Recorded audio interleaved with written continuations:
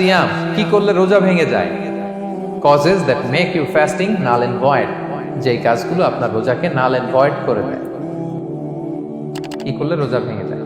তো এটা বোঝার আগে আমরা যদি রোজার সংজ্ঞাটা বুঝি, রোজা কাকে বলে, সিয়াম কাকে বলে, আপনারা নিজেই বলতে পারবেন কি করলে রোজা ভাঙে। রোজার সংজ্ঞা হচ্ছে আসওমু হুয়াল ইমসাকু আনিল আখলি ওয়া শুরবি ওয়াল জিমাই মিন তুলুইল ফাজরি ইলা গুরুবিশ শামসি মা'আন নিয়া। রোজা হচ্ছে বিরত থাকার নাম। কি থেকে? খাওয়া থেকে, পান করা থেকে, ফিজিক্যাল ইন্টিমেসি থেকে স্ত্রীর সাথে, সকাল থেকে শুরু করে, ফজর থেকে শুরু করে ইলা গুরুবিশ শামস মানে সানসেট পর্যন্ত, সূর্যাস্ত পর্যন্ত মা'আন নিয়তের সাথে। ক্লিয়ার হয়ে গেছে না?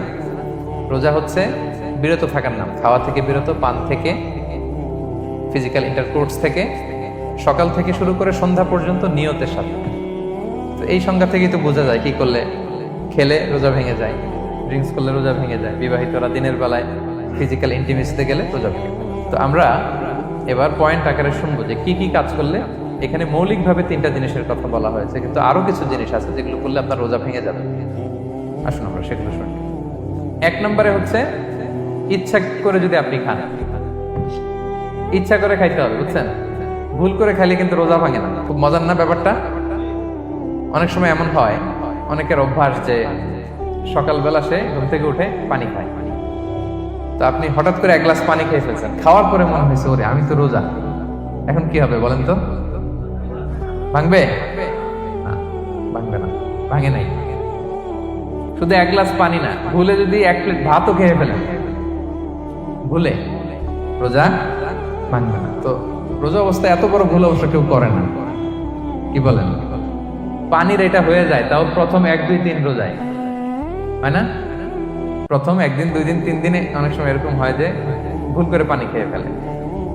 তো ভুল করে যদি কেউ খায় তার রোজা ভাঙে না। অথবা জোর করে যদি কাউকে খাওয়ানো হয় রোজা ভাঙে না। ফোর্সফুলি খাওয়াইলে ভাঙে না, ইন্টেনশনালি যদি কেউ খায় রোজা ভাঙে না। ক্লিয়ার? 2 নাম্বার, ড্রিঙ্কিং ইন্টেনশনাল, যদি পান করে ইচ্ছাকৃত, রোজা ভেঙে যাবে। 3 নম্বরে হচ্ছে ফিজিক্যাল ইন্টারকোর্স, দিনের বেলায় যদি ফিজিক্যাল ইন্টিমেসিতে যায় হাজব্যান্ড ওয়াইফ এবং দেহ থেকে যদি সিমেন আউট হয়, রোজা ভেঙে যাবে। তবে ইচ্ছাকৃত যদি আপনি রোজা ভাঙেন, এটা বড্ড ভয়ঙ্কর প্রিয় ভাইরা। এটা খেয়াল করে মনে রাখবেন যে ইচ্ছা করে রোজা ভাঙার চেয়ে বড় স্পর্ধা আর হতে পারে না। কারণ এই রোজা রাখাটা কি রমাদানে ফরজ। আপনি যদি ফরজ ইচ্ছা করে ভাঙেন, তাহলে শুধু কাজা করলে হবে না, কাফারা দিতে হবে। কে দিতে হবে?